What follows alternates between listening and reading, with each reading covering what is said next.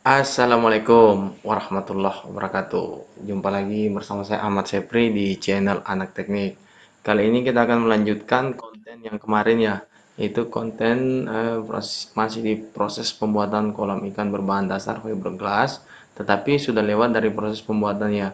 Jadi di sini kita maintenance karena kolam tersebut kurang ketebalannya, kita akan menambah ketebalan. Eh, jadi proses penambahan ketebalan ini nanti teman-teman bisa aplikasikan di kapal fiber. Misalnya kapal fibernya sudah tua, sudah ragu ya, sudah mulai keropos, bisa tambah ketebalan melalui metode ini. Kemudian bila kolam ikannya nanti yang akan kita bahas ini kan kolam ikannya kurang tebal ya, jadi kita tambah ketebalan. Tapi metodenya sama dengan kapal fiber. Jadi silakan teman-teman ikuti dulu konten ini sampai habis biar gak gagal paham. Kemudian saya flashback dikit. Untuk dua konten sebelumnya yang membahas bagaimana cara pembuatan kolam ikan ini, linknya saya rekomendasikan di kolom deskripsi video ini. Kemudian juga saya rekomendasikan di pojok kanan atas. Teman-teman silakan klik bila ingin melihat dua konten sebelumnya. Oke, sahabat teknik kita lanjut ya. Pertama-tama permukaan apa namanya? Permukaan kolam renang tersebut, kolam ikan ya, atau kapal fiber kita gerinda ya, yang mengandung cat atau mengandung gel coat. Untuk konten ini pengecatan kemarin saya lakukan dengan menggunakan gel coat sehingga kita tidak perlu menggerinda sampai habis. Cukup dengan dikasarin dikit, yang penting sudah bisa lengket fiber berikutnya sudah cukup. Perbedaan dari kolam ikan dan kapal fiber ini untuk penambahan ketebalan, karena kolam ikan ini yang halus di bagian dalam dan yang kasar di bagian luar, berarti kita nambah ketebalannya di bagian luar. Sedangkan kapal fiber yang halusnya kan di bagian luar, berarti nambah ketebalannya bagian dalam. Jadi bagian dalam kita gerinda kalau kapal fiber. Kalau kolam ikan, bagian luarnya yang kita gerinda, kemudian kita tambah ketebalan. Setelah semua sisi digerinda, dipastikan semua terkena ya mata gerinda sehingga kasar, baru kita lanjut proses laminasi, entah berapa lapis yang kawan-kawan mau tambah. Oke. Tetapi sebelum kita lanjut, saya mengajak teman-teman buat subscribe, like, dan tekan lonceng notifikasi biar teman-teman tetap update dengan konten terbaru dari channel Anak Teknik.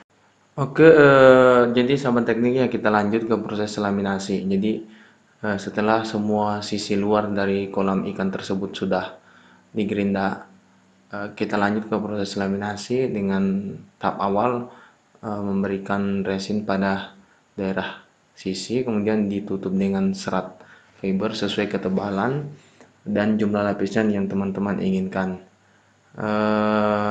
Kalau untuk kapal fiber, proses laminasinya berarti dari dalam ya, bukan dari luar. Karena ini kolam ikan berarti dari luar. Di konten sebelumnya, kenapa saya pakai cat gel coat bukan cat biasa? Karena cat gel coat ini senyawa dengan fiber, sehingga kita tidak perlu menggerinda habis. Cukup dikasarin saja. Tetapi jika teman-teman kemarin memakai cat biasa, otomatis kita harus menggerinda habis warna biru mudanya itu, sehingga agak sukar ya. Kalau digerinda habis kayaknya agak sukar, jadi kalau gel coat itu nggak perlu. Buat teman-teman sambil menonton, mungkin saya infokan, yang ingin konsultasi masalah proses pembuatan kapal fiber atau mencari material fiber, atau ingin mencari konsultan kapal fiber, teman-teman silahkan kontak nomor WA yang saya tempel di deskripsi video ini, dan juga di pojok kiri bawah ya, silahkan dicek, itu nomor saya. Oke, kita lanjut. Jadi setelah proses laminasi ini nanti kita akan lanjut ke proses pemasangan frame atau penambahan frame. Orang bilang kalau di bahasa pasarnya gading ya, atau tulangan, sehingga lebih kuat, lebih kokoh. Setelah proses laminasi bagian atas sudah selesai, kita lanjut proses laminasi bagian sampingnya. Kenapa bagian samping Kemudian karena kalau samping terdahulu itu akan kotor kembali ya, karena sisa-sisa resin yang jatuh pada saat kita mengeliminasi di bagian atas, sehingga kita terdahulukan di atas kemudian di samping. Pastikan ya pada saat proses laminasi tidak ada angin angin di dalam serat ya yang tertinggal, sehingga semua sisi dari serat baru benar-benar rapat ke fiber lama. Jadi hasilnya maksimal. Kalau ada angin-angin itu pasti nggak rapat. Jadi solusinya supaya gampang terdeteksi, jangan sekali-sekali kawan-kawan gunakan resin yang ada dicampur dengan pigmen, sehingga alasannya supaya berwarna yang nggak perlu ngecat. Itu tidak efektif karena ketika resin berwarna kita susah mendeteksi angin yang terjebak di dalam serat tersebut. Mending biarkan aja resin dalam keadaan warna asli agak bening sehingga mudah mendeteksi angin yang terjebak di dalam serat tersebut.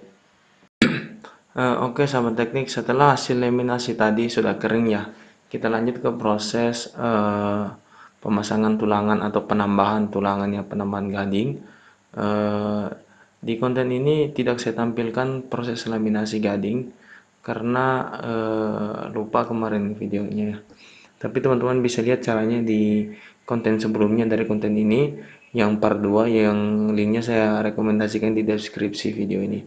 Kemudian setelah proses penambahan gading dengan menggunakan kayu yang enggak terlalu keras, kita fiber lagi, teman-teman bisa lihat prosesnya di part 2 ya, di linknya ada di deskripsi video ini. Setelah proses laminasinya kering, lanjut lagi ke proses pengecatan dengan menggunakan gel coat. Caranya juga ada di konten sebelumnya di part 2, linknya saya tetap rekomendasikan di deskripsi video ini. Jadi caranya sama. Jadi mungkin sampai di sini kawan-kawan ya. Bila ada kritikan, pertanyaan ataupun saran, silahkan coret-coret di kolom komentar yang ada. Akhir kata anak teknik mengucapkan wassalam.